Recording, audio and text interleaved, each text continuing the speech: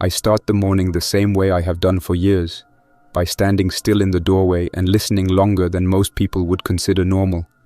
The grate is still locked, the shutters hold steady against the frame, and the air outside feels thick with that early quiet that settles over the street before anyone else risks stepping out. I study the gaps between the buildings to make sure nothing moves in them. The infected usually give themselves away with the scrape of a foot or the wet drag of a limb, but the mutated ones sometimes hide in silence until the moment someone gets too close. I do not see anything, so I lift the steel bar, open the gate halfway, and check again. The street looks empty, and the rooftops show no shape crossing from one shadow to the next. Only after I am sure the view is clear, I open the gate fully. Inside the pawn shop, the air carries the same mix as always: metal, dust, stale wood, and the faint smell of the oil we used to clean the tools last night. All of it blends into something that feels familiar enough to settle my thoughts. The shelves stand in the same formation, braced by brackets I welded into the walls after the first year. Each corner is reinforced with scrap beams so nobody can push through without alerting the whole place. The back door stays locked under 2 crossbars, and the side alley has been blocked by a wall of crates for so long that even the infected do not bother testing it anymore. The thugs wake in their own order. Marcus stirs first with a heavy yawn that sounds like gravel rolling over rough pavement. He always wakes at the same pace, slow and steady, checking his surroundings before pulling on his boots. Frank moves next, rubbing his jaw and checking the front windows in silence. He scans every inch of glass for fingerprints or scratches, the same way he did the day he arrived, and he never seems satisfied. Eddie is the last to rise, and he steps out with a restless energy that fills whatever space he enters. His eyes jump from shelf to shelf, as if he expects something new to appear overnight, and his fingers tap against his belt when he stands still too long. The 3 of them keep the shop running in their own ways, even when they irritate each other more than they admit. I take my seat behind the counter and slide the ledger closer. The book has been here since before the outbreak, and the cover is worn enough that the edges curl slightly. What matters are the entries inside. I flip to the last page with space left and look over the lines from yesterday. Every trade is recorded, even the minor ones. The ledger keeps the world organized when almost nothing else does. I write fast enough to keep up with the day, but slow enough to make the numbers clear. That balance helps me keep the shop from turning into chaos. Once Marcus takes his position behind the gate outside, the street begins to show signs of life. Not real life, but the kind that passes for it now. A pair of scavengers moves down the main road with backpacks strapped tight across their shoulders. Their eyes stay low, and they walk with fast steps, heading toward the industrial district where metal scraps and broken appliances still bring decent trade value. A man from the Eastern group wanders past, checking the storefronts without stopping. He is carrying a bucket that looks heavier than he wants to admit. When he sees Marcus at the gate, he keeps moving. The first actual customer of the day is a woman who has been trading with me since her settlement formed near the overpass. She enters with a sack of torn jackets, metal bits, and a few tools. She talks with short sentences, never complaining, always direct. She wants a single can of sliced fruit. I take her 2 screwdrivers in exchange, check their condition, and place the can on the counter. She nods her thanks and heads out, her steps quickening the moment she passes the gate. The overpass is 3 blocks away, and she always tries to get home before the late afternoon because the infected tend to gather under the concrete supports when the weather cools. Next comes the mechanic. His limp is worse today, and he holds a dead battery in both hands, as if carrying something valuable. He tells me he found it inside an abandoned laundromat, and insists it held a charge yesterday. I plug it into my tester, and the light flickers without giving a proper reading. I lift the battery, shake it gently, and set it down again. He watches the tester flicker twice more, and then fade. He looks disappointed, but also resigned. Even he can see the thing is useless now. He takes a pouch of nails instead of arguing, mutters something about checking another building tomorrow, and heads out. The rest of the morning passes without much happening. A few distant noises echo from somewhere near the pharmacy, but the sound is faint and too irregular to be anything immediate. The infected tend to make repetitive patterns when they wander. Humans break their rhythm without noticing. I tell Marcus to stay alert and then go back to working through old entries in the ledger. Around midday, the stranger appears. I see him before he reaches the gate. He moves down the center of the road with uneven steps, almost dragging one foot. His clothes are torn but not ruined, which tells me he came from somewhere that still controls its surroundings. Dried blood stains the lower part of his sleeve, brown around the edges, and fresh enough to still show darker patches closer to the seam. He reaches the shop and stops just far enough from the gate to avoid contact. "I want to trade," he says, and his voice comes out with a rough scrape. He lowers a backpack onto the ground. The way he handles it tells me it matters more than he lets on. He asks for water, nothing else. I crouch and open the bag enough to inspect the contents. Inside, I find a cracked government-issued tablet, a sealed ration, a folded card with letters and numbers on it, and a small metal object wrapped in cloth. The items look too fresh to be scavenged from random ruins. They come from somewhere structured, somewhere that should not be active anymore. "Where did you get this?" I ask. He stares at the pavement. "North." North is a vague answer. It could mean the depot, the rail yard, the industrial blocks, or some hidden place none of us have seen.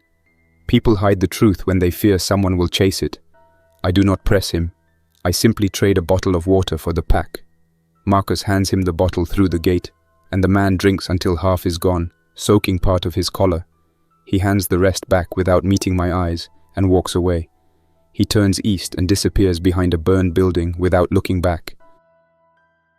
When I bring the pack inside, Eddie eyes it immediately.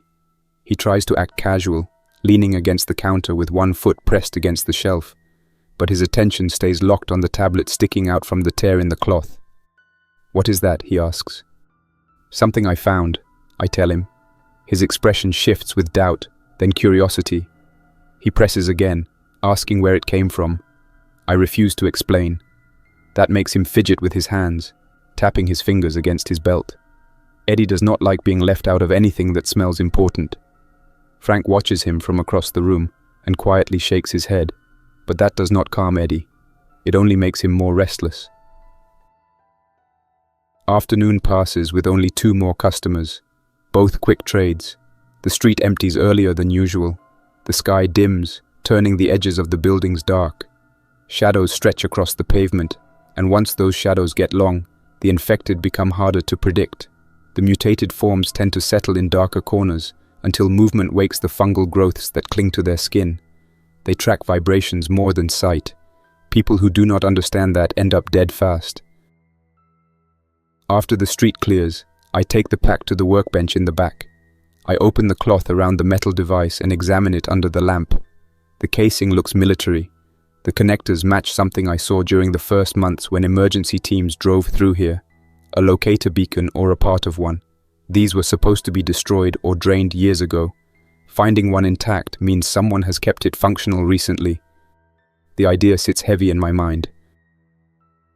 I stash the device in the deepest compartment of the vault, behind rusted toolboxes and a crate of old transistors. I do not trust the crew with this. Not because they are disloyal, but because temptation hits people hard when the world around them has almost nothing left worth fighting for. Something like this could make the wrong person think he holds a chance at power or escape or some new kind of advantage. When I return to the front, Eddie sits on the stool beside the counter. He keeps shifting his weight, glancing toward the vault door. His voice comes out low. "You're acting strange," he says. "What did you find?" "I told you already. Nothing important." He does not believe me. I can see the frustration rising in his face, even though he tries to hide it with a shrug. Frank walks in and gives him a warning look. Marcus returns from outside and bolts the gate shut for the night. The room fills with an uneasy tension none of them want to address directly. They wait for me to say something that explains all this, but I do not. Night routines begin. We put the cans and fishing line along the back alley, set a plank across the side hallway to alert us if someone steps through, and check every window. The motion sensors are crude, but they kept us alive more than once. The infected do not always make noise when they gather. so anything that gives us a few seconds of warning matters more than most tools we trade for. I return to the ledger once everything is secured. I write down the trades and linger on the entry about the stranger. I do not have his name. I record only what he carried. My handwriting slows when I reach the part about the metal device. Something about it draws my attention in a way I cannot push aside. It is not fear. It is not excitement. It is the sense that this object belongs to a place with answers I did not expect to find again. As I close the ledger, a faint sound rises from the alley behind the shop. It is not the usual shuffle of an infected and not the drag of a crawler.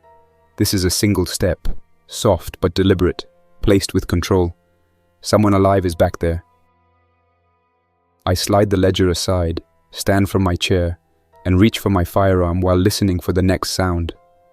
The air in the shop feels tight enough that even the smallest movement stands out. I hold my breath without planning to.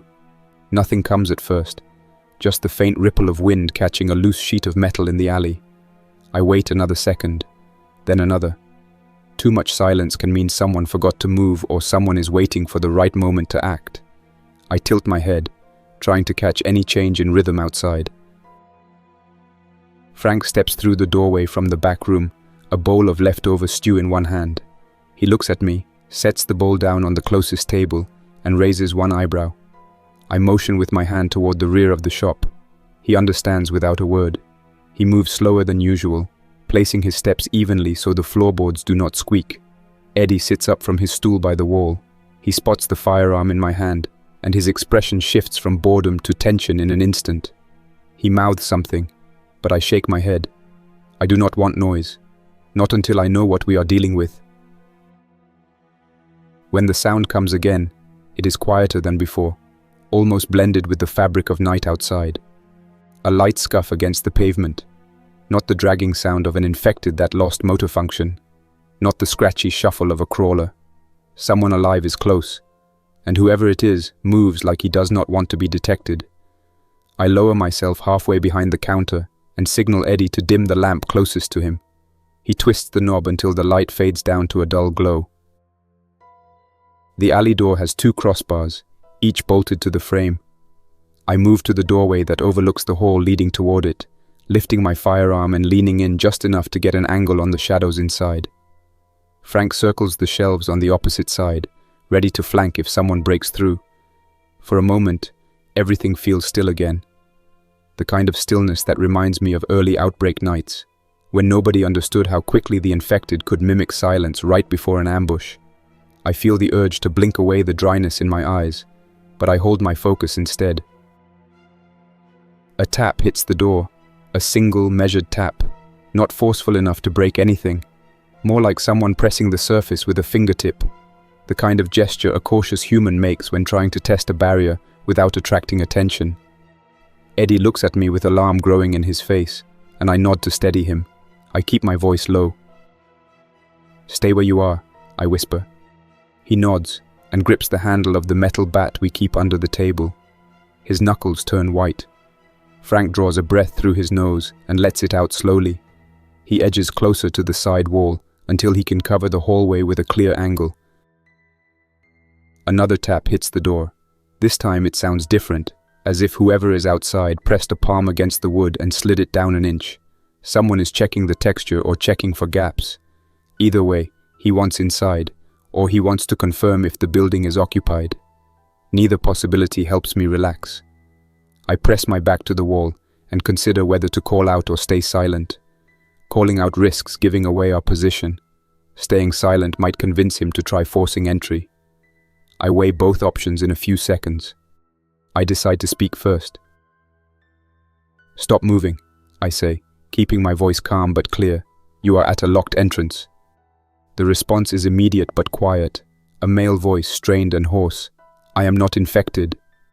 I exchange a look with Frank. His expression stays flat. Eddie's eyes widen, as expected. "You approached the wrong door," I say. "State your reason for being here." The man outside does not answer right away. I hear him shift his weight, maybe turning his head to glance at the alley behind him. He speaks again, voice low. "I saw someone take a pack inside your shop. I want to trade for something in it." My stomach tightens a little, not from fear but from calculation. I did not mention the pack to anyone outside. Only the crew saw me bring it in. The stranger who traded it left hours ago. No other survivors were around at that moment. That means someone else watched from a distance.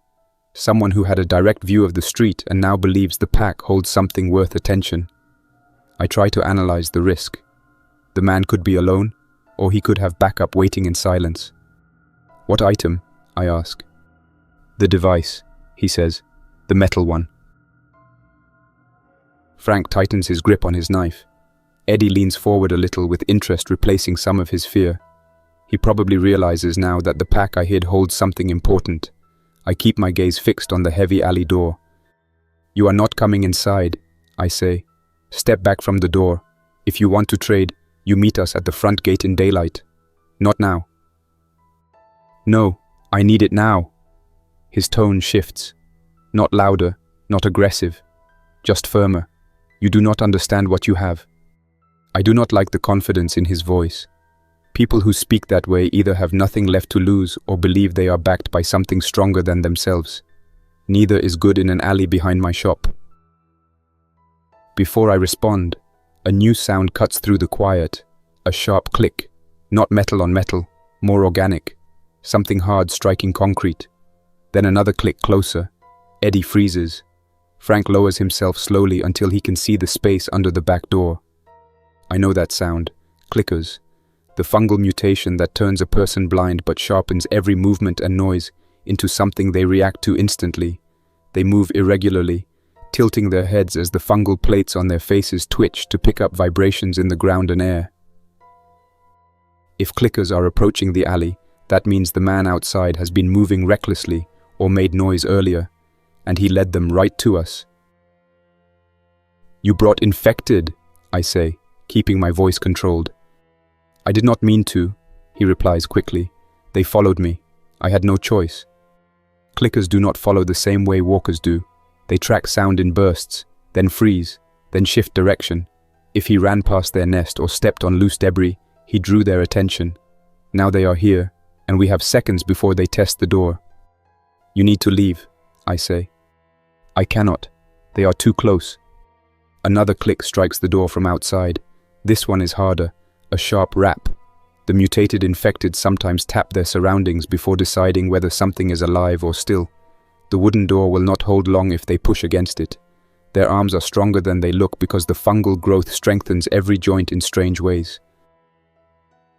"Move away from the door," I call out. "You are going to get yourself killed." "That is why I am asking you to let me in." His sentence ends abruptly as something slams into him. I hear the impact against flesh and the scuffle that follows. His yell cuts off. The sound shifts into frantic movement. Something hits the ground hard. A clicker screeches, that rough burst that vibrates through narrow spaces. Eddie covers his ears instinctively. Frank steps forward 2 paces, weapon raised, ready for the door to give way. The thud that follows is heavy. The man outside either fell or was dragged. The clickers continue their clicking, tapping at the door and the wall. Their nails scrape lightly. They are mapping the surfaces, testing for openings. I know the routine. I have dealt with them before. They do not leave until they are sure a space has nothing moving inside, or unless something louder draws them away. Marcus appears from the front room with a tense expression. He must have heard the sounds even through the metal shutters. He stands beside me in the hallway. "What is happening?" he whispers. "Clickers in the alley," I say. "One outside. Unclear if he is dead or alive." Eddie steps in closer. "If they break in?" "They will not," I say. "Not if we stay quiet." We all hold our positions. The clickers scrape at the boards again, testing the corners, moving in fast bursts, then freezing. Their heads twitch sharply. Their feet scuff against the concrete. They are trying to detect breathing or footsteps through the vibrations in the wood. A long minute passes, then another. The sounds outside shift slightly toward the back fence. That means something farther away caught their attention. A metallic clang echoes from the direction of the collapsed shed behind the alley. That might be enough to draw them. The scraping at the door stops. The clicking grows faint. The steps move away. One of them snarls, short and quick. Then all the sound drifts off toward the far end of the alley. We wait in silence until the last click fades into the distance. Marcus exhales first. Eddie leans against the wall and wipes sweat from his forehead. Frank stays alert, eyes still locked on the hallway. I set my firearm down only after I am sure the infected are completely gone. I step forward and listen for any sign of the man who wanted the device. Nothing. No breath, no shifting, no plea for help. Either the clickers killed him on impact or dragged him away. I cannot risk opening the door to check. Back to positions, I say. We keep the place locked down until sunrise.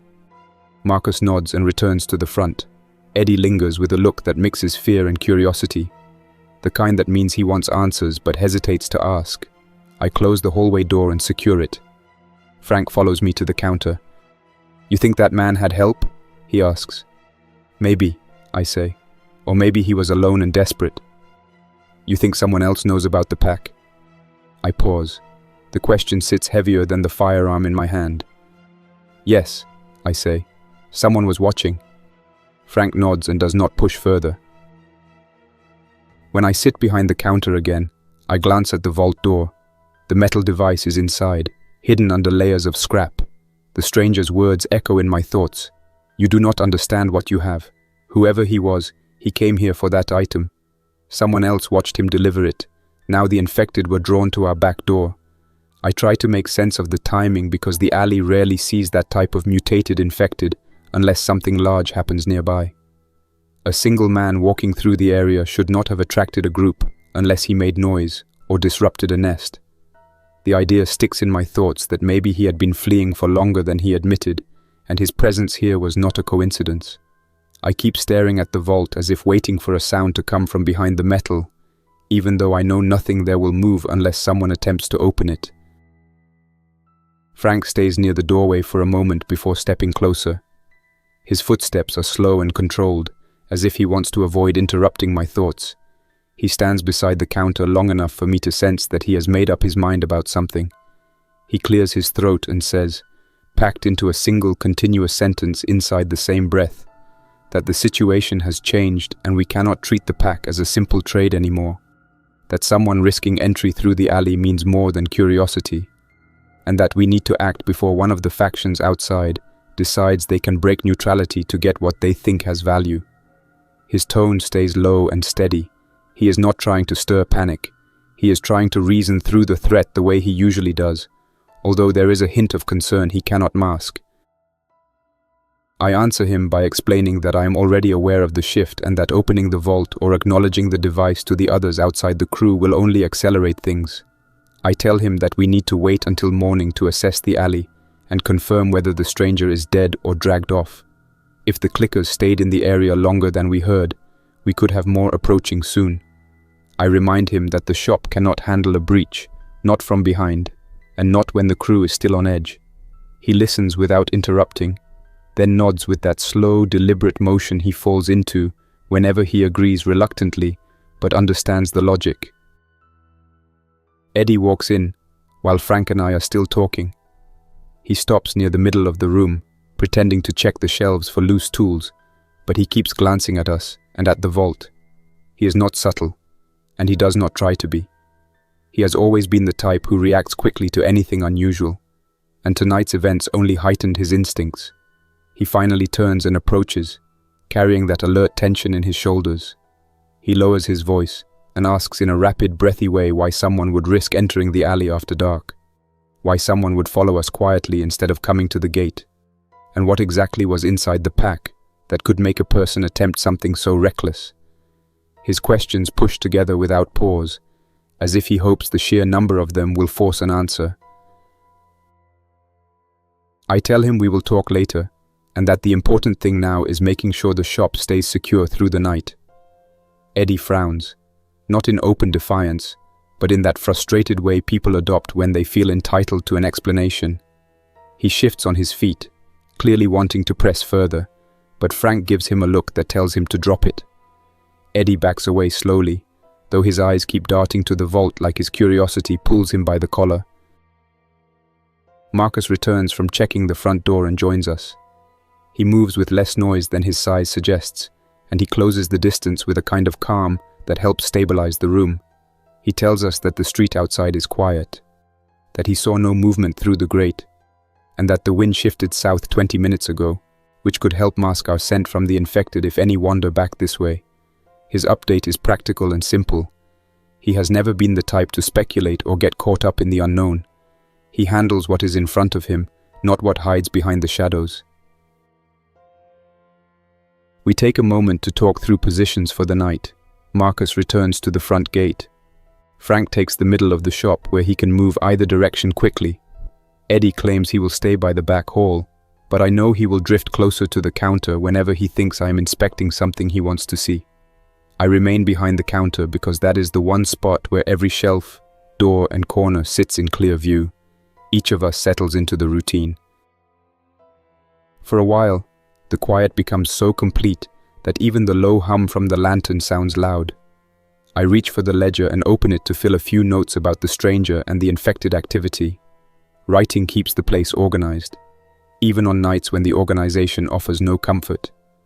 I document the stranger's arrival earlier in the day, the contents of the pack, and the fact that someone followed him. I note the time we heard the clickers and the direction they retreated. I do not write speculation, only observations.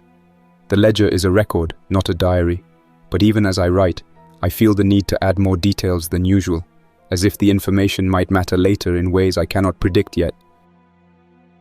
Somewhere around the middle of the night, a faint vibration runs through the wooden floor. It is subtle, like someone stepped lightly outside the rear wall, except we reinforce that wall with scrap metal and welded plates that make it impossible to hear anything through them unless it is powerful. The vibration repeats. I put my hand on the counter to feel if it carries through. Frank looks at me from across the room with the same question on his face. Eddie straightens his back and stops fidgeting, suddenly alert. Marcus calls from the front, asking in a controlled tone if we felt that. Before I can respond, the floor shifts again, only slightly, but enough to confirm this is not a random occurrence. My first thought is the possibility of a mutation under the building, but that idea fades quickly. The mutated infected we have seen in this region do not burrow. They cling to walls or rubble, not soil. The vibration feels like movement several yards beyond the rear wall, not under us. Combined with the earlier clicker activity, it suggests something else disturbs the alley, something persistent enough to cause more than one tremor. I signal Frank to check the peephole in the hallway door. He moves with measured steps and positions his eye against the opening. His posture remains absolutely still for several seconds before he steps back toward me. He explains in a low voice that there are no infected in the alley now, but that a toppled trash barrel near the fence has shifted 2 inches to the left, and that he saw faint shadows flicker across the wall, as if someone passed by with a muted flashlight. His description tells me enough. We are not alone out there. Eddie immediately begins whispering questions. He wants to know whether someone has been circling the shop since the stranger arrived. He speculates that the person who wanted the device might have had backup watching from a distance. He asks if this could be the start of something larger, like a group that believes the device will lead them to a safe zone or a hidden cache. I tell him firmly to stay quiet and to keep his eyes open. His mind runs ahead of the situation, which makes him useful at times, but dangerous on nights when we need discipline. Hours pass with the same uneasy pattern. Something moves in the alley from time to time, testing the environment, but always staying out of sight. Once, we hear what sounds like metal scraping against stone. Once, something thumps against the fence lightly, not enough to break anything. The activity does not match infected behavior. The infected do not test boundaries gently. They push, slam, or wander mindlessly. Whatever is out there is controlled, patient, and observing. The first hint of dawn shows through the top of the shutter, a faint blue line above the horizon. Birds make distant calls that usually do not mean anything, but after a night like this, the sound feels sharper. Marcus comments through the doorway that the air smells different, as if a group passed by recently. I take a moment to breathe slowly. I can detect a faint sour scent, a mix of sweat and old cloth, that humans often leave behind when they move in a hurry. Not strong, but noticeable enough when someone knows what to look for. When the sun rises enough to cast clearer light through the street, we begin preparing to check the alley. I instruct Marcus to stay at the front because we cannot risk someone entering while the rear door opens. Eddie reacts predictably and volunteers to come with me and Frank. I allow him to help because keeping him in the dark will only increase his agitation. Frank checks his knife and the pry bar we sometimes use to push back infected that get too close without wasting ammunition. I grab my firearm and spare rounds. Opening the rear door takes more effort than usual. The wooden beam shifts reluctantly, probably swollen from the humidity overnight. The metal reinforcement holds firm. When I pull the door open, a wave of cold morning air rolls in. The alley is still damp from a light drizzle that must have fallen while we were focused on the noises. Dark patches of moisture soak into the pavement. A few small fungal growths cling to the broken brick along the wall, but none show fresh damage. The stranger who spoke to us is gone. The only signs left are a smear of dried blood near the door, and one of his shoe prints pressed into the dirt beside a loose stone.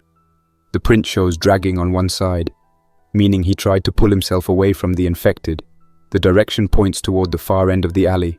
I crouch to inspect the mark further and see a second print that does not belong to him. Heel first, deeper, made by someone heavier, or wearing thicker boots. This second print faces toward the shop.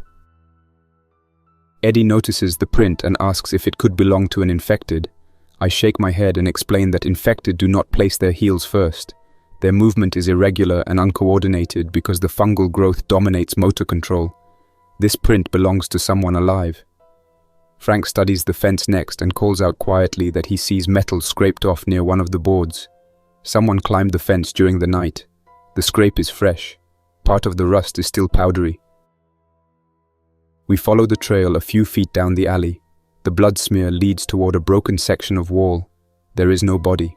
The clickers either dragged the man or someone else intervened. The alley shows signs of a short struggle, but not enough to explain a large group. It looks like two parties crossed paths, the stranger and whatever followed him. The infected arrived afterward.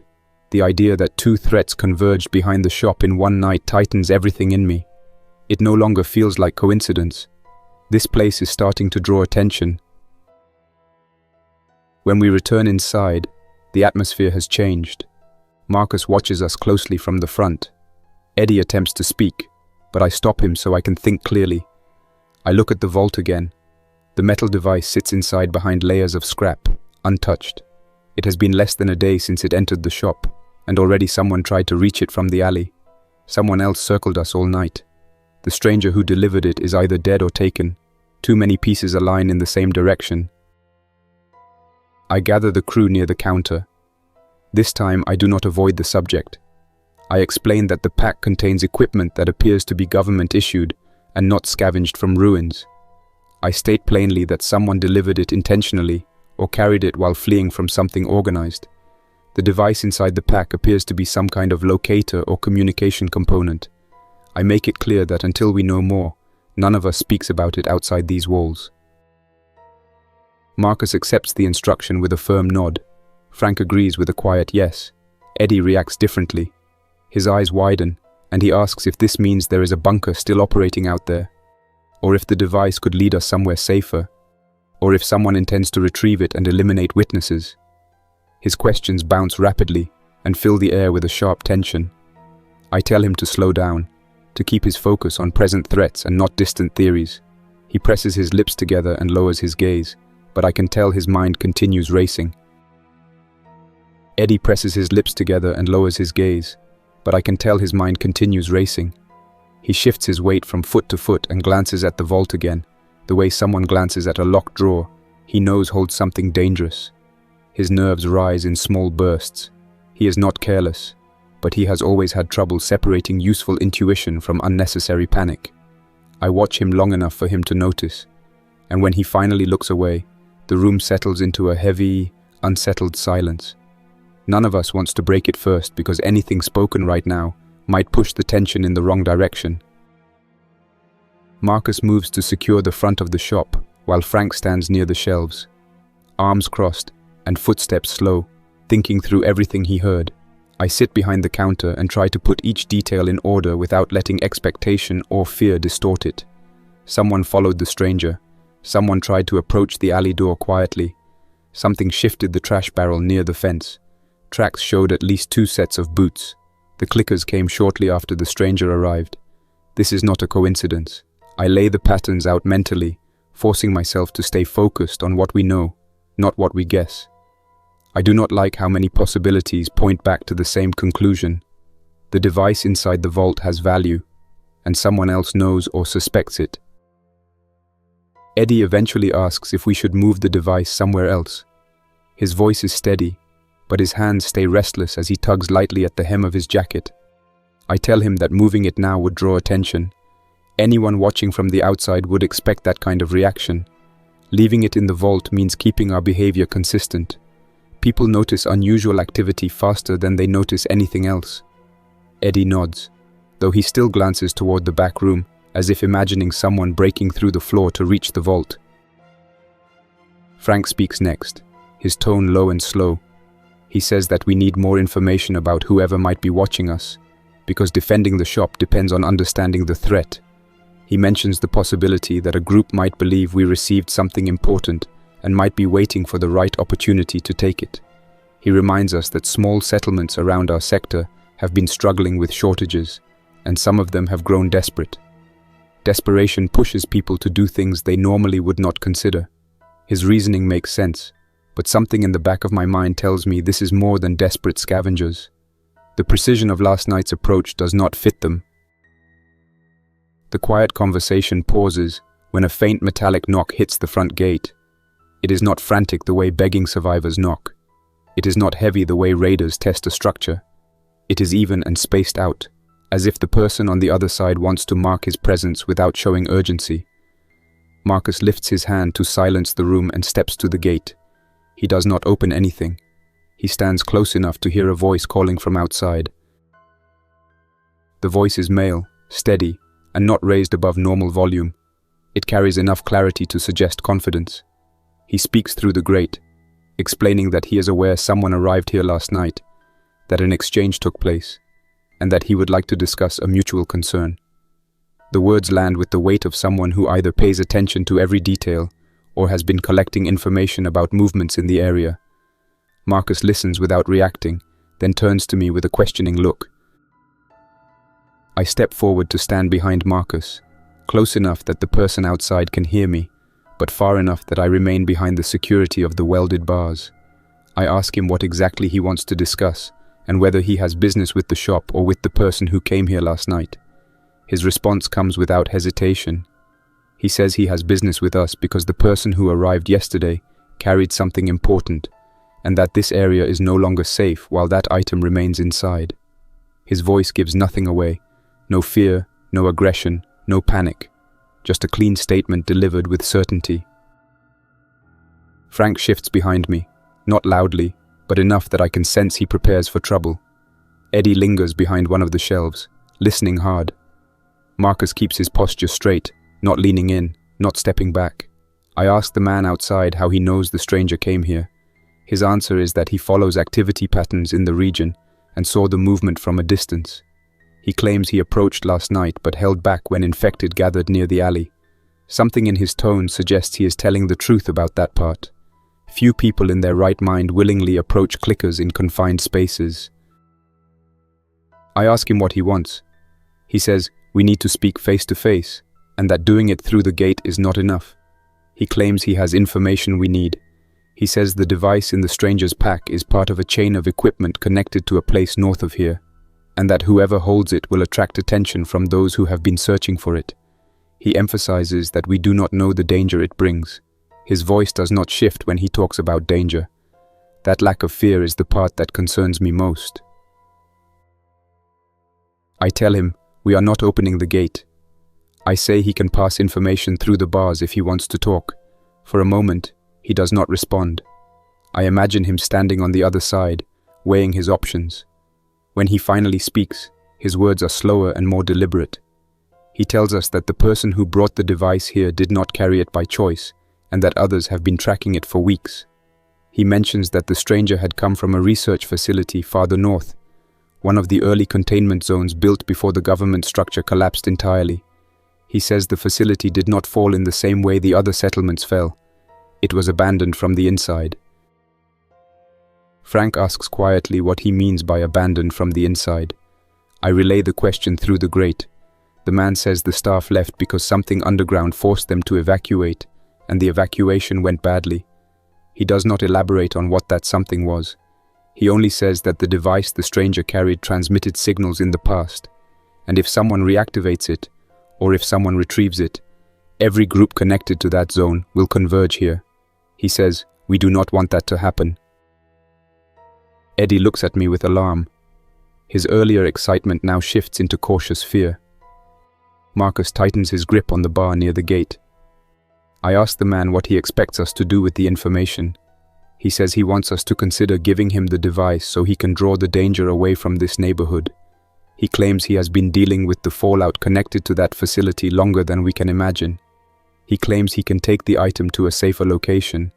He also says that keeping it here puts the shop and all nearby survivors in danger.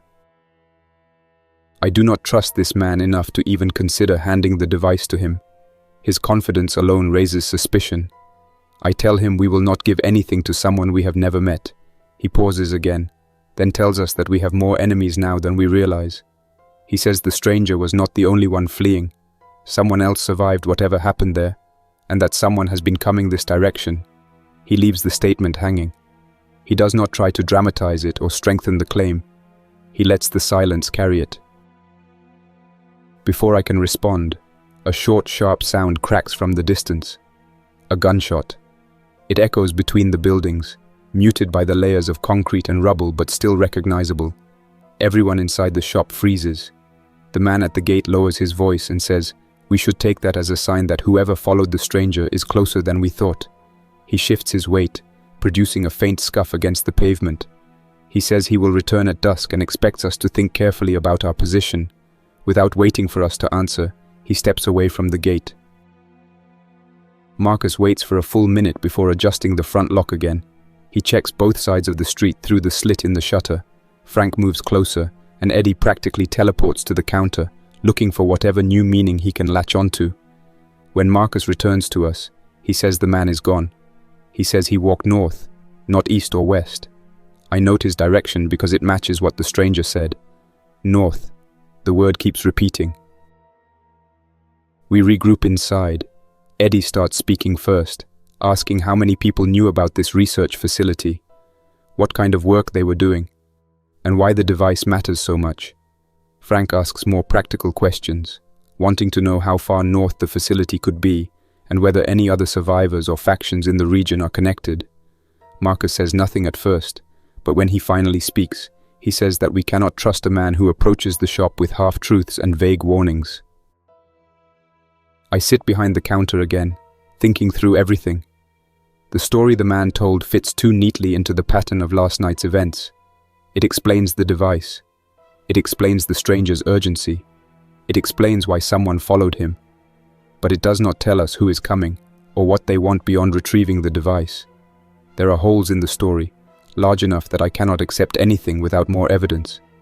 Yet ignoring the man's warning would be foolish. The shop feels different now, not physically, but in atmosphere. The sense of stability we kept for 5 years has a crack in it. Eddie senses it too. He keeps pacing near the counter, muttering half-formed thoughts under his breath. Frank stays calm, maintaining a slow, steady breathing pattern, grounding himself in routine. Marcus checks the perimeter again, moving room to room with the controlled discipline he always carries. Each of us reacts differently, but none deny the shift. I finally speak. I tell the crew that we are not giving the device to anyone until we understand what it does and who wants it.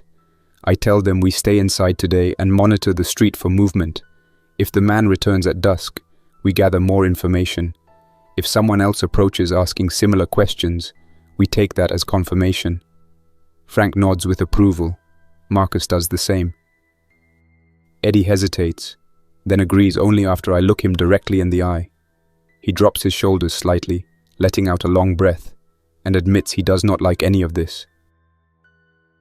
The rest of the morning passes in long stretches of tension. I send Frank to reorganize shelves near the entrance so we have a clearer view of anyone approaching. I assign Eddie to check the tools in the side room, then follow him briefly to ensure he remains away from the vault. Marcus keeps watch through the front grate. I remain behind the counter, thinking through every possible direction this situation can go. Every path leads to conflict. By midday, the street shows unusual activity. People walk faster, not lingering the way they usually do. 2 scavengers pass by and keep glancing over their shoulders. A woman from the East Settlement crosses the street carrying a heavy bag and clutching it tight to her body. She does not wave or greet Marcus. She keeps her head low, moving with a suspicious pace.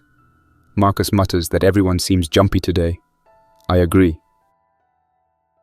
At one point, a group of 3 men appear half a block away. They stop near the remains of the pharmacy and look in our direction. One points toward the shop. The others shake their heads and move on. It is small, but I note every detail. None of them usually cross this street. Their presence here signals a shift in attention. Too many eyes are turning toward the shop. Late afternoon approaches slowly, the kind of slow that makes an hour feel like it stretches twice as long. Eddie asks if we should contact any nearby settlements for support. I tell him no. Broadcasting information or drawing outsiders here risks exactly what we want to avoid. The fewer people who know about the device, the better. He understands the logic but still looks unsettled. Just as the sky begins to dim again, Frank returns from the back with a piece of torn fabric he found wedged near the doorframe. It is not ours. The color and texture match the clothing the stranger wore. The fabric was not there in the morning. That means someone approached the alley again while we were focused on the front. None of us heard anything.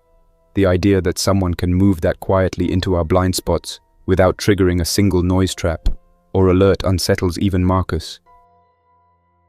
I take the fabric and set it on the counter. Nobody speaks for a moment. The weight of the silence says everything. Someone is circling us with skill and patience. Someone wants the device and does not care what stands in their way. Whether that person is connected to the man at the gate or working against him is still unclear. But one thing is clear now. The shop is no longer a neutral zone. It is a target. I keep my eyes on the torn fabric, turning it slowly under my fingers, trying to understand whether the stranger left it deliberately as a warning, or whether it ripped off during another brief struggle in the alley. The texture is rough and stiff with dried blood. It was torn recently. That matters more than anything else. Whoever was behind the shop passed close enough to leave something behind, but quiet enough that none of us noticed. Before I can call the crew over to discuss next steps, a sudden crash hits the western wall. The sound is sharp, heavy, and strong enough to rattle the shelves closest to that side. All 3 thugs turn at once. Eddie jumps back from the counter, nearly knocking over a crate of spare wiring. Marcus grabs his rifle and moves toward the front door. Frank takes 2 quick steps toward the back hall. I stay where I am for a second, letting my mind catch up to the noise. The western wall sits parallel to the alley, but the crash came from lower, near the foundation level. That means something struck the outside corner hard enough to shift the boards. Nothing that moves without thought could hit the wall with that much force. Something wanted to break in. Frank calls back that he sees something through the security hole in the hall. He does not yell, but the urgency in his voice carries across the room. I move toward him quickly. Through the small slit in the door, I see movement at the base of the wall. At first, I assume it is a walker or maybe a fast infected testing the perimeter, but as my eyes adjust to the dim light outside, I see 2 shapes pressed against the boards. They shift in short bursts, then freeze again. The fungal growth across their bodies is thicker than usual, concentrated around their throat and jaw. Their arms look larger, not from muscle but from the swollen patches of hardened fungal plates spreading under the skin. These are not ordinary infected. They are a mutation we have seen only twice before, the kind that slams against barriers instead of clawing or dragging. One of the mutated infected steps back, jerks its head toward the wall, then slams its body against it again. The boards shake. Dust falls from the ceiling above us. Eddie shouts across the room, asking if the infected are breaking through. I tell him to get the pry bar and be ready. He grabs it with shaking hands, but moves into position. Marcus opens the front gate just enough to position himself behind the counter barrier, pointing his rifle toward the alley side, in case something circles around. Frank braces his back against the hall door, pushing it closed, even though the infected are still testing the outer wall. The second slam is harder. A shelf near the back rattles, and several cans drop to the floor. Eddie jumps at the sound, and nearly swings the pry bar too early. I tell him to stay still. If he swings before something breaches, he risks hitting one of us or dropping the tool. His breathing turns irregular. Instead of describing the feeling, I watch his hands twitch as he adjusts his grip again and again. The shop absorbs a third hit, and cracks form near the edge of one board, thin but visible. The fungal mutations tend to strike until they tear through or lose interest. Tonight, they show no sign of losing interest. Marcus calls out that two figures are approaching from the far side of the street. I rush to him and look through the narrow viewing slit. Two armed men move slowly down the road, each holding a firearm close to the body. They are not infected. Their steps are controlled and purposeful. They move in a pattern too coordinated to be random wanderers. One lifts his hand to shield his eyes from the dim evening light as he glances toward the shop. The other keeps his focus ahead, staying alert for movement. Marcus mutters that this looks like trouble. I agree. These men are not part of any group I recognize. Their clothes are cleaner than most survivors, and their posture shows discipline, not desperation. Before we can react, the mutated infected outside land another hit on the wall. This one leaves a splinter in the wood. The structure holds for now, but the sound is loud enough to echo across the street. The two armed men hear it immediately. They turn toward the alley entrance. One utters something to the other in a low tone I cannot make out. They change direction and begin walking toward the source of the noise. Their attention is now fixed on the shop. I pull Marcus back from the slit and tell him to secure the gate fully. He pushes it shut, slides all three bolts across, and braces his shoulder against it for an extra second. We can handle infected outside the building, but a combination of infected and armed men complicates everything. Eddie asks if these two are connected to the man who visited earlier. I cannot answer. The timing suggests a connection, but the clothing and behavior do not match the cautious tone the earlier visitor used. These new arrivals carry themselves as if they expect resistance and are prepared to meet it. They do not approach with negotiation in mind. A fourth slam from the mutated infected draws all our attention back to the hall. The crack in the wooden boards widens an inch. Frank steps back, holding his knife tight as he prepares for the breach. I shout for Eddie to grab the heavier metal bar from the corner. He does, dragging it across the floor with a grating screech that I immediately regret. The sound echoes down the alley. Both mutated infected freeze, heads tilting toward the noise. Their fungal plates shift as if adjusting to gather vibrations. The next thing I hear is the rapid pounding of their feet as they start charging the wall wildly. Before they reach the wall again, gunfire erupts from the street. A bullet ricochets off the bricks near the alley entrance. The two armed men must have spotted the infected and opened fire. The mutated infected shriek at the sudden sound. They sprint toward the noise, abandoning the wall they were attempting to break. Their footsteps thud fast and heavy as they run in that erratic pattern mutated forms often show.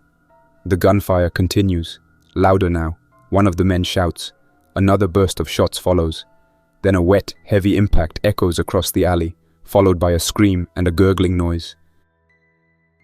Marcus asks whether we should help the men outside.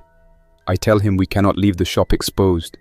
If the mutated infected kill them, we risk opening the doors to check, which could expose us to any other threat waiting nearby. If the men survive, we risk letting them breach our defenses if we approach without caution. Frank agrees that our priority must be the shop. Eddie stands frozen, his eyes wide, listening to the sounds outside as the infection tears through the street. The gunfire stops abruptly. The sudden silence is thicker than the noise. The infected make short clicking sounds that fade slowly. I listen carefully for movement, trying to determine how many are still active. After a few seconds, the sound becomes faint enough that I believe the mutated forms chased the last of the men around the corner or out of the immediate area. Still, we cannot assume safety. I motion for everyone to stay ready. While we wait for more noise, something unexpected happens. A soft metallic ping hits the front gate, almost like someone tapped it with a tool. Marcus raises his rifle and looks through the slit. He says he sees a third person now, not one of the earlier men. This one crouches near the sidewalk, wearing a hooded jacket and keeping his face low. He looks directly at the shop, stands slowly, and approaches the gate with a strange calm. Marcus asks what we do. I tell him to hold position and not speak. The hooded man stops a few inches from the bars and reaches into his coat pocket. The crew tenses immediately, expecting a weapon. Instead, he pulls out a narrow metallic object and holds it up, turning it slightly so we can see it through the dim light. The shape matches the casing of the device in our vault. Eddie inhales sharply. Frank mutters under his breath. Marcus leans closer, squinting. The man outside then speaks in a clear, quiet voice that carries through the grate without effort.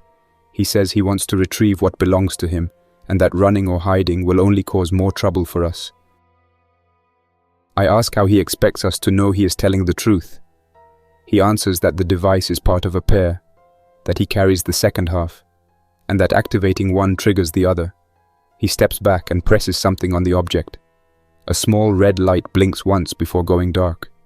Inside the shop, from behind the vault door, I hear a faint humming sound, low and brief, like a piece of machinery adjusting under pressure. Eddie hears it too, and looks toward the vault with unmistakable fear. The two signals reacted. The man is telling the truth. He tells us that the people hunting the device do not care who holds it. They care only that it does not reach the wrong hands. He claims he is trying to prevent a larger threat from spreading south.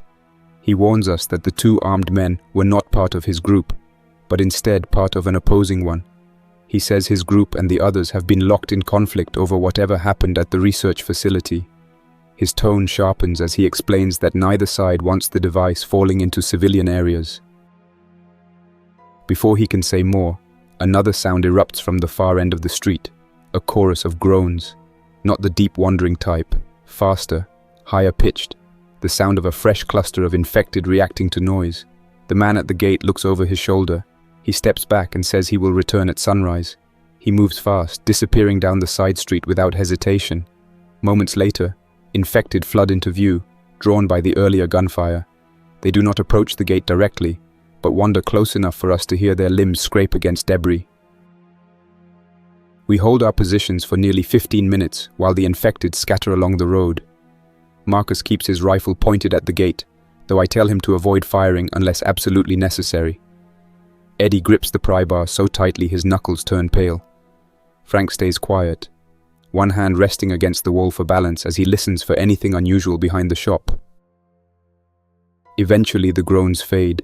The infected wander off, leaving the street momentarily quiet. I step back from the gate and gather the crew. This new visitor's presence changes everything.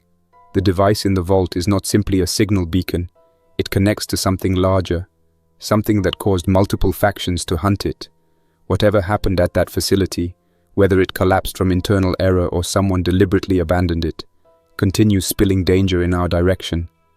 The shop has become the center point for people who all want different things. It is only a matter of time before another group arrives. I feel the weight of that realization settle across the shop, a heavy shift that touches every shelf, every tool, every piece of fortified metal. The quiet we spent 5 years protecting has already cracked, and no amount of precaution will seal it again. Frank looks at me the way a man looks at a building he expects might collapse. He crosses his arms, lowers his head slightly, and says in one steady breath that we need to decide whether we defend the shop with everything we have, or whether we prepare to move the device somewhere else before the next group arrives. Because staying passive will only make us easier targets. He keeps his voice low, but his words come with a pressure that matches the tension in the room. Marcus nods slowly, keeping his grip on the rifle tight. Eddie, on the other hand, oscillates between fear and curiosity, staring between the vault and the front shutters, as if trying to predict which direction danger will strike from first. I tell them we cannot abandon the shop without a clear destination or a strategy. The shop is the strongest defensive position we have. If we run blindly, anyone tracking the device could ambush us in an open street. The infected could corner us, the mutated forms could outrun us, and the factions hunting the device would expect us to flee.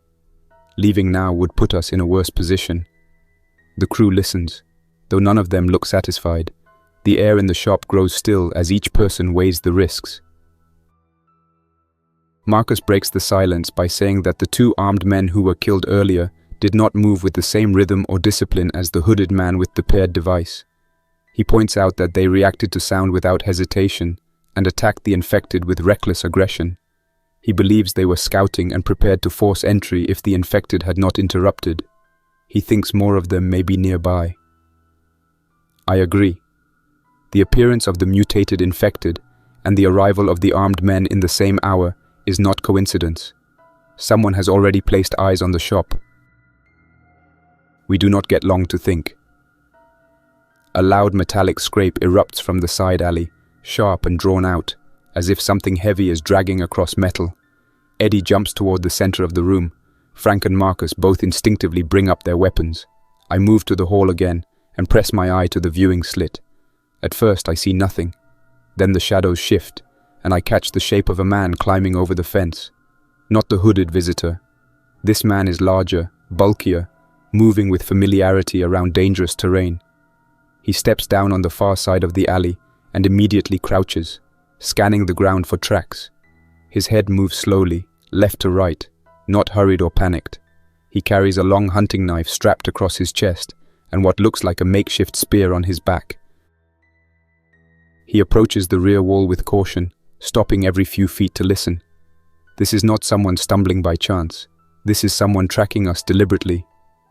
I pull back from the slit and inform the crew quietly that we have a new arrival behind the shop. Marcus steps closer and asks whether he looks like part of the same faction as the two men killed earlier. I shake my head. This man moves with more discipline and more caution. He is not checking for infected. He is checking for us. Before we can reposition, the man stops near the rear wall and takes out a small object from his coat, something rectangular and flat. He holds it up toward the boards and waits. I strain to listen. A faint electronic tone plays, almost inaudible. A small blue light blinks twice on the device he holds.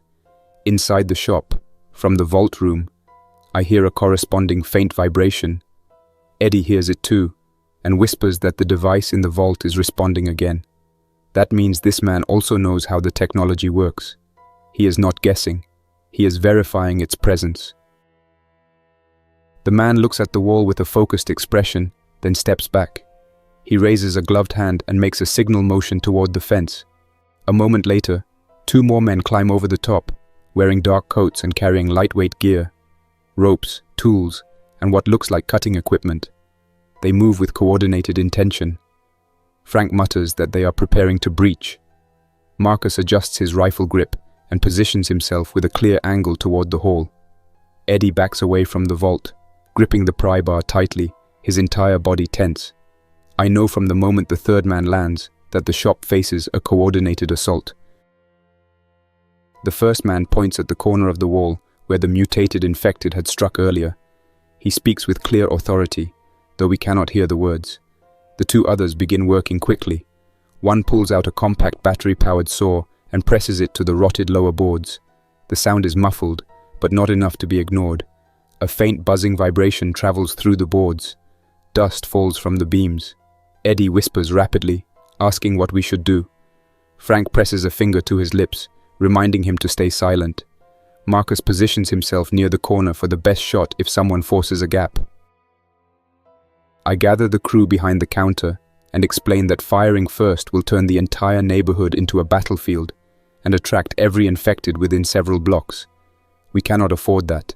We must rely on the barricade for now, but if the men create a breach, we will have to act decisively before they climb through. The crew listens closely. Each of them shifts their stance in preparation. These men are not desperate scavengers. They are trained, equipped, and methodical. They have come for the device, not for supplies. They will not negotiate. The saw stops suddenly. For a moment I hope they gave up, but then a new metallic clank hits the boards. They switch tools. The first man produces a crowbar, wedges it between two weakened boards, and begins prying. The wood creaks loudly. The barricade holds for now, but it will not last long. Eddie whispers again that maybe we should flee out the front and circle around. I shake my head. If we leave now, these men will take the device within minutes. If they take it, we lose control over whatever is coming next. The shop's defenses are thin, but we know its blind spots. Running blind in the streets is suicide. Marcus suggests firing a warning shot into the alley to scatter them. Frank immediately disagrees, saying the gunfire will draw infected again. Their argument rises in tone, but I cut them off. I tell them we wait until the last moment. If the breach opens wide enough for someone to reach through, we respond with force but aim to wound, not kill. A wounded intruder slows the rest. It is not ideal. Nothing tonight is ideal.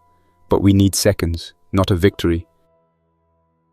The boards groan loudly and begin to splinter.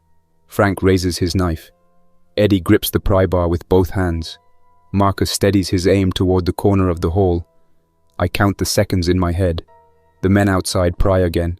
The crack widens. A gloved hand reaches inside, groping blindly. That is the moment I move. I grab the nearest hammer and slam it against the intruder's wrist. A shout bursts from the outside. The hand jerks back sharply, and a thud hits the ground. Eddie jumps forward and slams the pry bar into the same space, hitting the edge of the board and driving it shut for a moment. The reaction outside is immediate. One of the men shouts. Their movements shift from quiet and controlled to rapid and forceful. More pressure hits the weakened boards. The saw revs again, louder and more aggressive. They want through now. Marcus calls out that infected are gathering at the far end of the alley again, drawn by the noise. Frank swears under his breath. Eddie backs toward me, asking what we do if both the men and infected breach at the same time. I tell him the truth. If both threats break through at once, the shop becomes a death trap. But if we can time it right, the men outside will attract the infected before the wall breaks completely. The noise from their tools is enough to draw several walkers already. Marcus monitors the street side and confirms infected movement there as well. They drift like shadows gathering from the north. Seconds later, a heavy thump echoes loudly outside. Not against the wall, against flesh. A scream follows, short and violent. Another mutated infected must have joined the alley from behind the fence. The men outside react with panic, their coordinated movements breaking apart. The saw blade screeches against metal as someone drops it. One man slams against the fence as if trying to climb out again. Another shouts a warning that cuts off with a wet choking sound. I check the slit again. A mutated infected has one of the men pinned. The man's legs kick against the ground in rapid jerks. The infected's fungal plates clamp around his head. The other intruder tries to run, but another mutated infected blocks the exit. Both men are dead within seconds. The alley becomes chaos. The infected thrash and shift as their bodies jerk unpredictably. All of us retreat from the hall door. The infected might test the breached section again, but their erratic behavior could also drive them away. The alley turns into a violent trap that kills the intruders more effectively than we ever could. We remain silent. We do not move. We listen as the mutated forms claw at the remains of their victims, then wander away after several minutes. Their steps grow faint. Their snarls fade. The shop stays intact. Barely. When the alley finally quiets, I look at the damaged boards. A narrow crack remains, wide enough to see slivers of light. Not wide enough for entry, but wide enough that another attempt tonight would succeed. I tell the crew we need to reinforce the wall immediately. Eddie volunteers first, his earlier fear replaced with a desperate need to be useful. Frank begins dragging spare metal plating from the side room. Marcus locks the front gate fully again. As we work, I replay everything that happened. The hooded man with the paired device is not the only faction searching. At least 2 others have arrived already, and one paid with their lives. The mutated infected killed them, but their presence revealed how far this conflict has already spread. Whatever happened at that facility north of here did not end with its abandonment. It changed people. It changed infected. It is pushing everything south. I press the last metal plate against the boards and hold it steady while Marcus drills it in place. The sound is low and controlled, the drill running off one of our hand-cranked batteries to avoid the loud whine of anything stronger. The vibrations run through the wall, steady and deliberate. Nothing like the panicked scraping we heard earlier. Each screw added to the reinforcement feels like a way to reclaim a small piece of control, but none of us fool ourselves. Reinforcing the wall does not stop the threat, it only delays it. Eddie finishes tightening the last bolt and wipes sweat off his forehead with the back of his sleeve. His face looks pale even under the lantern light. When he speaks, he tries to sound steady, but the strain shows through his voice. He asks whether the factions outside knew about the mutated infected, or whether they wandered into the alley by accident. It is not an unreasonable question, because anyone approaching the shop should have known the infected cluster hard near sounds and movement. Frank answers him in a calm, slow breath, saying that anyone tracking the device probably expected resistance, but not from infected. He adds that the mutated types have become more common near zones connected to old research sites. The mutated infected did not appear at random. They followed something, most likely the same 2 men who died. Frank says all this while keeping his hands busy, sorting through tools and reorganizing gear. His voice stays low, but the meaning is clear. The more groups arrive, the more infected will follow. I check the new reinforcement again and run my hand across the metal to make sure nothing shifts. It holds, at least for now. Marcus moves behind me and asks whether I believe the hooded man's claim that the device can attract hostile factions and mutated infected. His tone is skeptical, not dismissive. He wants logic to confirm or deny the story. I answer him with honesty, saying that the device responded to the paired object, which means the man did not lie about that connection. I also remind him that both the stranger and the factions approached the shop in the same day, which supports the idea that the device is being tracked. I say that even if we don't understand the full mechanics of the technology, the pattern of arrivals suggests something is guiding people here. Marcus nods slowly, accepting the logic even if he dislikes the implications. The discussion pauses when we hear footsteps outside. Slow, heavy, not panicked, not infected, humans. The steps stop near the front gate. All 3 men turn toward the sound at the same time. Eddie reaches for the pry bar. Frank picks up his knife. Marcus quietly flips his rifle safety off. I stay behind the counter and listen. The footsteps return, this time pacing along the front of the shop. Not approaching the gate, just moving in front of it. The person outside wants us to know he is there without immediately pressing for entry. The lantern light flickers as if sensing the tension. After a long pause, a voice calls through the grate. It is deeper and rougher than the voice of the hooded man. This voice belongs to someone older, someone with authority but without patience. He speaks in one long paragraph, saying that he lost 2 men tonight in the alley, that he knows the device is inside the shop, and that hiding behind reinforced boards will not prevent him from getting what he came for. His tone carries anger, restrained only by the fact that infected may still be nearby. He is not here to negotiate. He is here to take back something he believes is his. Eddie whispers to me, asking whether this is the same group that lost the men earlier. I tell him yes. The voice matches the kind of leadership style used by men who send scouts ahead instead of risking themselves. Eddie grips the pry bar tighter. His breathing grows uneven, though he tries to hide it. Marcus speaks through the grate first, not to provoke, but to buy time. He asks the man outside how many people he has with him, and whether he wants to risk drawing infected again by standing in the street at night. The man answers with a frustrated exhale. He says that he already learned what happens when someone approaches blindly, and that he will not repeat the mistake. He then says something that chills all of us, not because it is dramatic, but because it is logical. He says he knows we are listening, and he knows someone inside the shop is uneasy enough to make mistakes. He only needs one mistake to break in. Frank leans closer to whisper that the man is trying to rattle Eddie deliberately. I nod. The intruder has probably been watching the shop long enough to notice Eddie's habit of pacing near the windows or reacting loudly to noise. Someone trained would notice that immediately. The man outside continues. He says that the device is more dangerous than we understand, and that holding it without knowing how it works puts us on a list we do not want to be on. His tone shifts from threatening to explanatory, but the shift feels manipulative, not sincere. He wants us to reveal something in response. Instead of answering, I instruct Frank and Eddie with a hand gesture to take positions out of sight. Marcus stays by the gate. I move beside him and speak through the bars with a calm tone. I ask the man who he lost tonight and what his faction calls itself. He answers with irritation, but he still answers. He says his men were from a group called Red Meridian, a faction that used to work near the northern research site before it fell apart. He says they have tracked pieces of the abandoned equipment for months and that the device in our shop is one of the last components missing. His answer is too practiced, almost ready for recitation. I ask what he wants with the device. His tone grows sharp.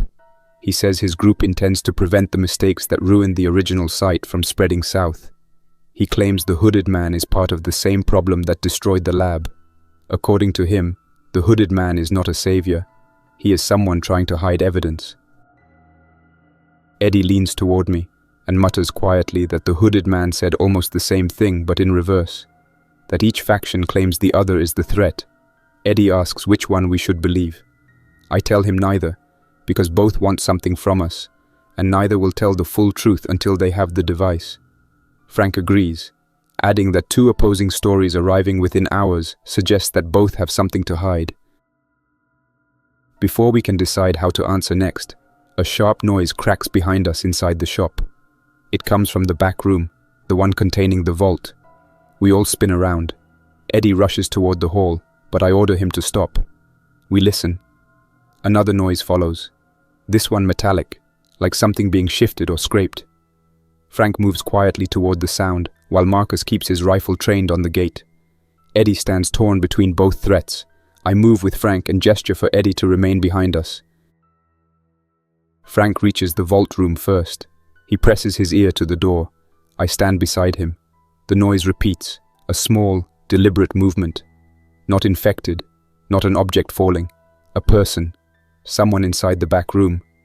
That room is sealed. The only entrance is the door we locked earlier. That means someone is either hiding inside or climbed through the ventilation shaft that feeds heat from the makeshift furnace. I feel a cold wash of realization as I remember the smallest crew habit. Eddie tends to leave the vent latch tilted open when he drags scrap through the back hall because the air gets thick with dust. Someone could have slipped in when we were distracted with the attack outside. I signal Frank to open the door slowly. He nods once and grips the handle. I raise my firearm. Eddie inches closer behind us. Marcus stays forward but keeps glancing back between us and the gate. The threat outside and inside collide in my thoughts, forming a pressure I need to push aside to stay focused. Frank swings the door open. A man stands inside, crouched beside the vault. He is young, maybe mid-20s, with dirt smeared across his face and torn clothes. His hands hover near the vault handle as if he froze the moment he heard us. His eyes flick between Frank, me, and Eddie. He looks both terrified and determined. His knuckles are covered in dried blood, probably from climbing through the vent or forcing himself past sharp edges.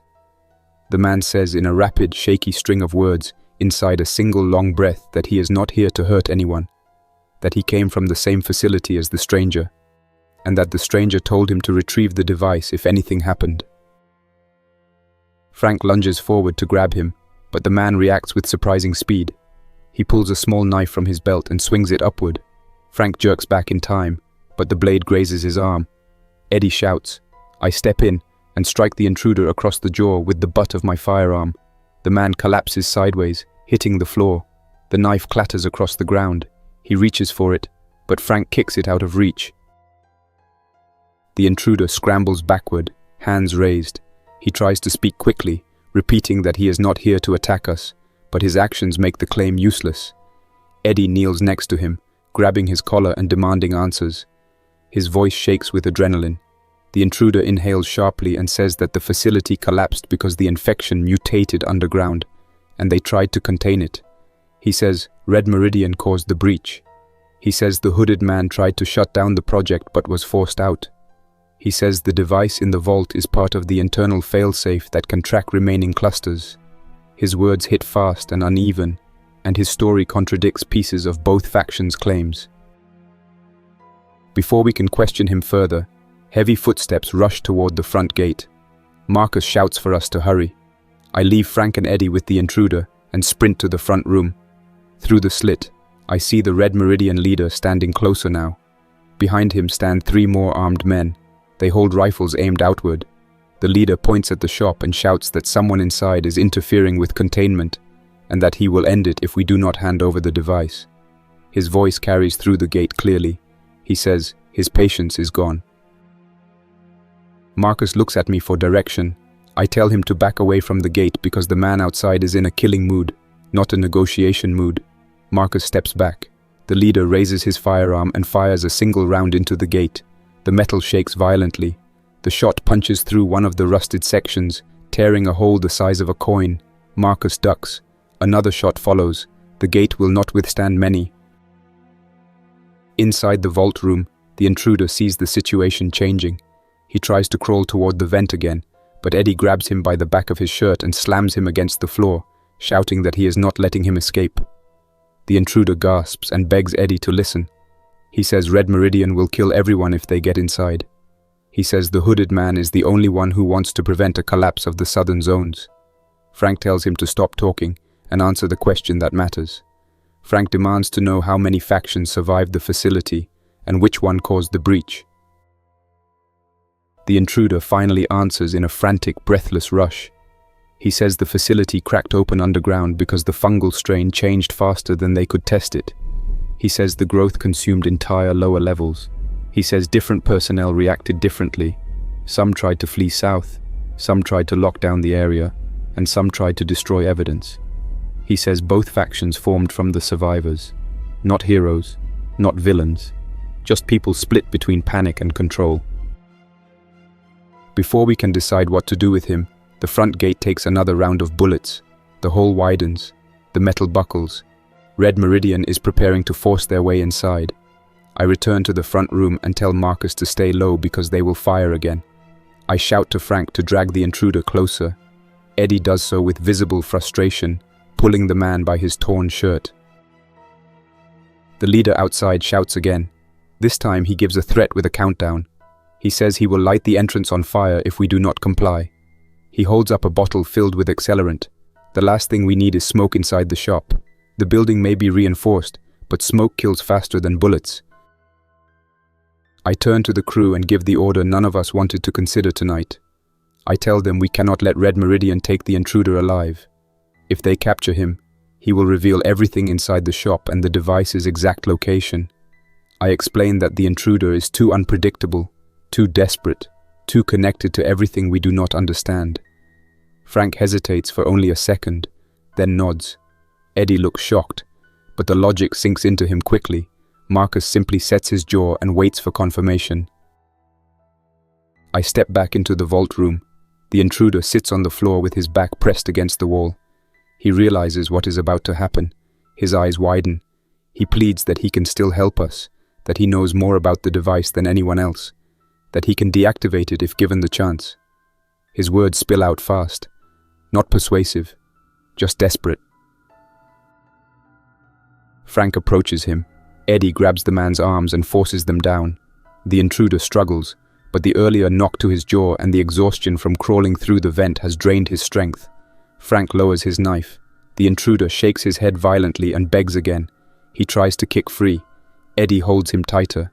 The intruder screams for a second, but Frank puts a hand over his mouth to muffle it. The street outside is too close. I give Frank the final nod.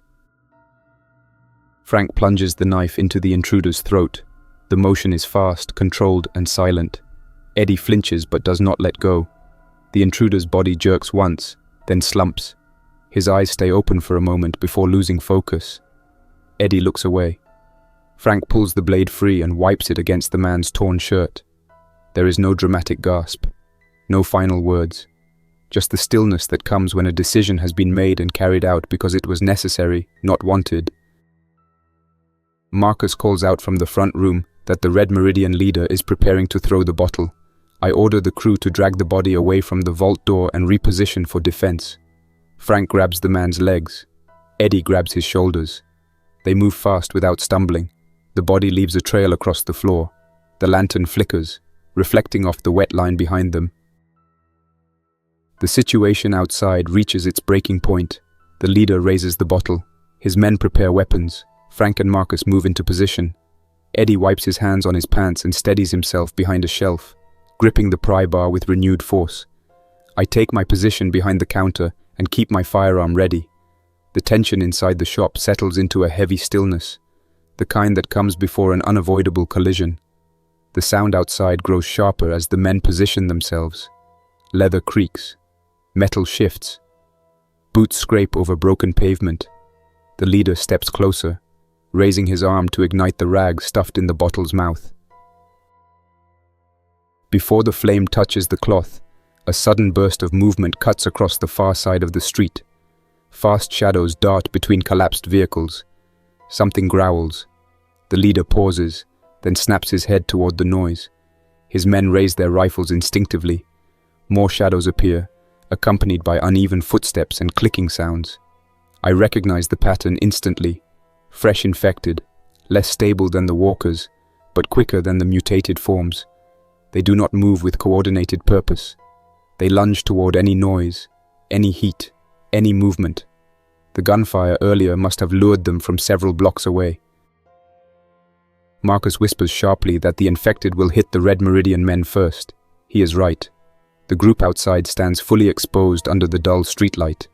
The leader turns and shouts orders, his voice strained now. He signals his men to fall back, but there is no clean escape route.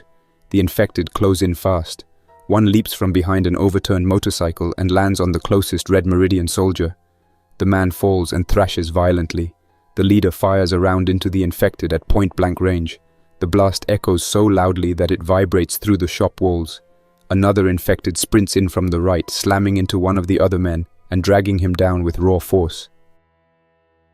Frank says in a calm breath that this is our chance to move, but I tell him we cannot expose ourselves while the infected are in a frenzy. They will attack anything that opens a door or window. We must wait until the chaos outside forces them to scatter. Eddie nods rapidly, shifting his weight nervously. The lantern flickers again, casting shifting shadows across the shelves. The leader outside screams at his remaining man to fire. They both unload rounds in rapid succession. The infected do not fall easily. Several keep lurching forward even after taking rounds to the torso.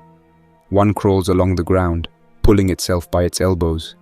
The scent of gunpowder fills the air even from behind the gate. The infected pile onto the soldiers, overwhelming them faster than the men can reposition. The leader backs up toward the shop, desperate now. He slams into the front gate and pounds against it, shouting for us to open up. Marcus tenses, as if considering it, but I shake my head sharply. Opening the gate now would pull the infected straight into the shop.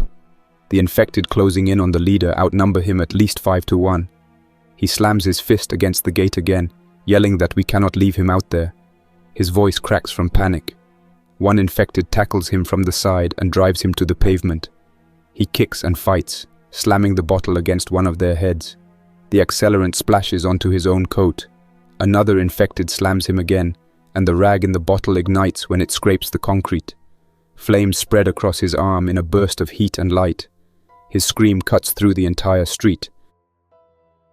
We watch the struggle through the narrow slit, silent, unable to intervene without killing ourselves. The infected swarm over him. The flames spread across his chest. The bottle rolls across the street, spilling burning liquid across broken pavement. The chaos lasts only seconds before the infected overwhelm him fully. His screams stop abruptly when one of the mutated infected pushes into the fray, crushing him under its weight. The sound that follows is wet and final. The remaining infected wander aimlessly, agitated by the fire. Some flee from the heat. Others stumble closer and burn themselves, shrieking in distorted voices. The fire burns low, flickering but not spreading. Frank steps forward and says, "We cannot leave the bodies outside. The infected will circle back if the scent stays strong." Marcus says in a quiet voice that opening the gate now will still draw attention. I tell them we wait until the infected disperse farther down the street. Eddie bends slightly, gripping his knees for a moment, trying to steady himself. The scene outside shook him harder than he wants to admit. He straightens when he notices me watching. He says he is fine, but his voice lacks conviction. Frank steps beside him and tells him to breathe slowly, not in a comforting way, but as simple instruction. Eddie nods and adjusts his stance, pulling himself into a focused posture again. The infected finally scatter enough for us to speak freely. Marcus steps back from the gate and asks what we do now, because the factions will not stop coming. He says that if one group died in the alley and another died right outside our door, others will follow the same path. Frank adds that we killed the intruder inside, and that if anyone finds the bodies, they will assume we are guarding something valuable. Eddie asks whether we should destroy the device or bury it somewhere. He says that keeping it here invites more bloodshed. I look toward the vault and think through the options. Destroying it could trigger something we do not understand. Moving it could draw every faction straight to us. Keeping it here is no longer tenable. None of these choices offer safety. I explain this to the crew, telling them that the only option that preserves our control is taking the device to a neutral location, a place where factions cannot corner us easily, a place where we can negotiate or bargain from a stronger position. Frank asks what place could possibly qualify as neutral anymore. I tell him the old freight depot 4 blocks east is empty and fortified on 3 sides. It has multiple exits and old cargo offices we can use for cover. If any group follows us there, we have room to fight. The shop is too enclosed. Eddie asks how we will transport the device without activating it or drawing infected. I tell him we will pack it inside a sealed metal crate lined with insulation. The stranger's pack showed that the device responds primarily to its paired signal, not general movement. If we keep it shielded, other groups might not track its position precisely. Marcus says that moving through the streets at night is suicide. I tell him we wait until dawn, when infected wander back into their usual resting spots and human patrols thin out after heavy losses. Frank asks how we handle the bodies. I answer plainly. We drag the Red Meridian men into the alley once the street clears fully, burn them quickly, and bury the intruder inside the shop's storage room until we can move him later.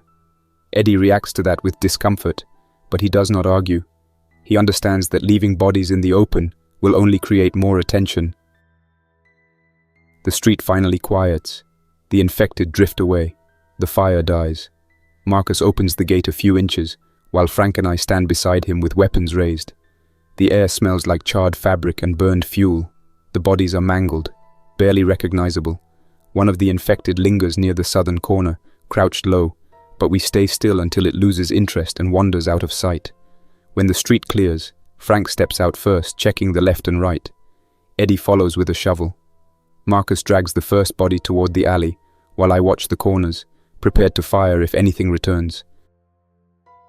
We work quickly. The bodies are heavy, but urgency drives us. Frank mutters under his breath that the leader must have been in command of at least a dozen men if he had the authority to demand the device. Losing him will cause chaos in Red Meridian. Marcus responds that chaos might slow their pursuit. Eddie says nothing. His focus is on moving one of the bodies without making noise. His face tightens every time he looks at the burned remains. Once the bodies are gone, and the alley smells of smoke and wet earth, we shut the gate again and block it with reinforced beams. Inside the shop, the intruder's body lies where we left it, wrapped in one of the old blankets from the attic. Eddie avoids looking at it. Frank kneels beside it to tie the blanket more securely. Marcus checks the windows for any movement. I stand by the vault and press my hand against the cold metal. The device inside emits another faint vibration. It is quieter than before, but still noticeable. The paired signal belonging to the hooded man must be somewhere nearby. Whether he is watching us or dealing with his own faction is unclear. What is clear is that he will return soon. I tell the crew that when we move at dawn, we carry weapons ready and travel through side alleys. We avoid open streets. Frank says we should also pack the bare essentials: water, small food tins, the insulated crate, weapons, and the short-range receiver. Eddie asks if the receiver still works. Marcus answers that it did last month when he tested it, so it should still function enough to capture localized signals. We spend the rest of the night preparing. Frank cleans and sharpens his knife. Marcus checks his magazines. Eddie sorts metal scrap we can use for barricades if we reach the depot first. I pack the device into the insulated crate, securing it with thick padding. When the lid closes, the vibrations stop entirely. That gives me a small measure of confidence. When the crate is ready, I slide it into the corner of the room and sit beside it, running through routes in my head. Dawn approaches slowly. The dull blue light seeps through the shutters. The street grows quiet in the way early mornings always create, a temporary pause before danger wakes again. I stand with the crew near the gate and give the final instructions. Marcus opens the gate only enough for us to slip through one at a time. Frank carries the crate. Eddie carries supplies. I lead the way with my weapon raised. We step into the street and move east. The buildings loom on both sides, dark and still. The infected are not active this early. Humans rarely travel at dawn without a clear plan. That works in our favor. We move fast, staying close to the walls and avoiding open ground. Frank's breathing stays controlled. Eddie keeps looking over his shoulder. Marcus scans the rooftops. I focus on the route. Halfway to the depot, we hear a faint metallic clink behind us. We stop. Marcus turns first, weapon raised. A figure appears around the corner, the hooded man. He stands calmly with his hands slightly raised, showing he is not holding a weapon. He takes a slow step forward and says in a steady voice that he told us sunrise would be important. He says Red Meridian is dead for now, but others will replace them. He says we made the right choice to move. He does not sound angry. He does not sound rushed. He sounds ready. Frank asks him what he really wants.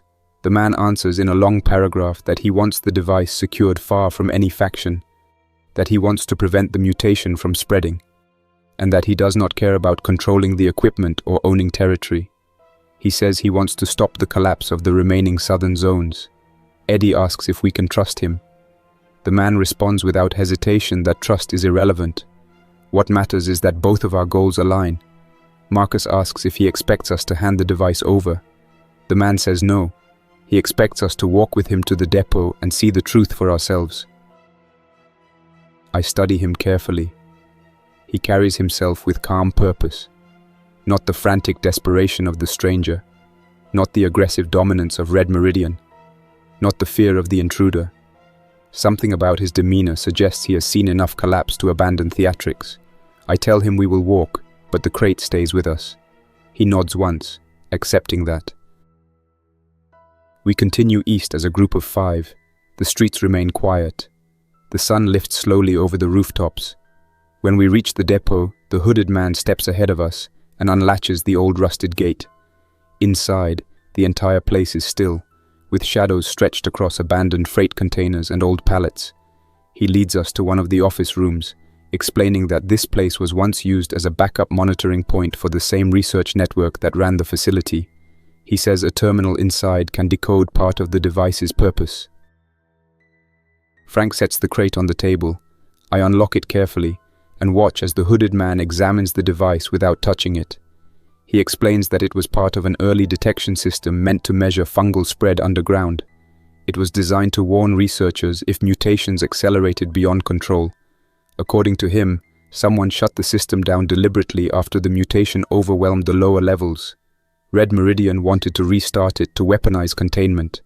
Others wanted to bury it. He wants to reactivate the warning signal and push it south, not to control anything, but to give survivors a chance to avoid the next mutation wave.